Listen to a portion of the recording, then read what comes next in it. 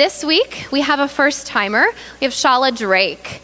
We always like to get to know our community moment speakers, and I asked her what her hobbies were. She shared that she loves to paint and drum. And 3 words to describe her, given by your husband and son, right? No? Sam? Oh, a friend. So it's even better, actually, when that happens. I think these are really great.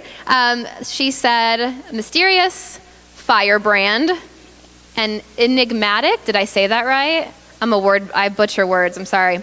And then if she had a warning label, it would be wet paint. Let's welcome Shala Drake.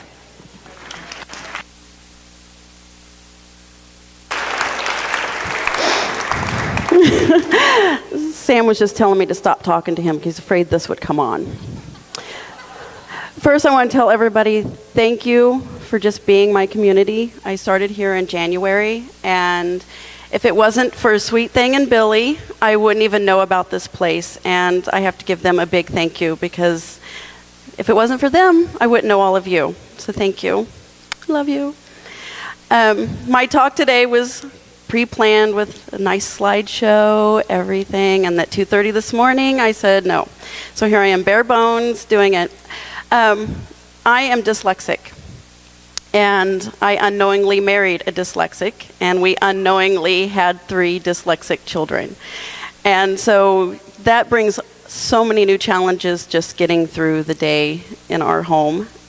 We have people who are forgetful, they can't follow directions, and we are terrible with numbers. So we mess up on times, scheduling, everything. So it's chaos all the time. So it's kind of organized chaos now because we're getting used to it. But until we found out, we didn't know what was wrong. We just always thought we had something wrong with us. And now I look at it as not something wrong with us, we're different. Because in dyslexia, your brain is just different. You're born different. You're not going to ever get better or cured. You're just going to be that way forever. You can adapt to your lifestyle. So like, I don't use analog clocks. I never know what time it is because I can't tell time. So I always use digital. And I always use calculators or my fingers to do any kind of math or anything like that. And for me, that's different than other people because every single person that has dyslexia is like a fingerprint. We're all unique. Some people can't spell. Some people can't read well. Some people can't do math. Some people can't write. They can think, but they can't put it on paper. So they tell people what they're saying, and then they'll have somebody dictate it for them. My type is dyscalculia, and then regular dyslexia. I have a son who is profoundly dyslexic, which means reading is extremely hard for him. And he has a really hard time. And his self-esteem is pretty low because of it.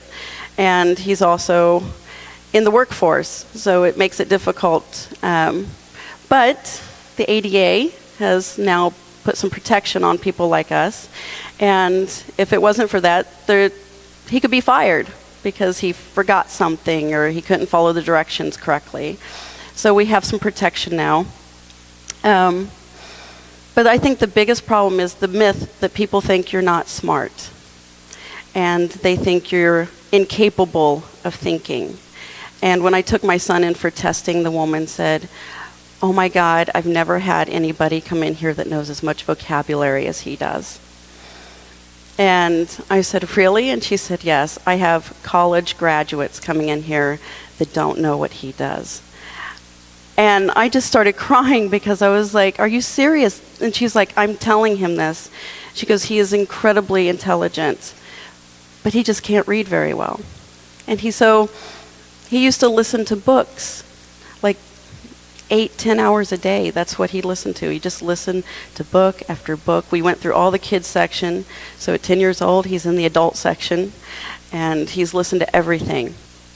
And so it's harmful when we write something on Facebook or a note to somebody and they critique it.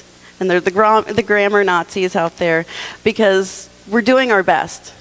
We're doing our best. Like, I drop words all the time. I add letters that are not supposed to be there. I write my sentence backwards a lot. And I don't make sense quite often. And I catch myself, like, sometimes 2 or 3 days later, I'm like, oh my God, I did that.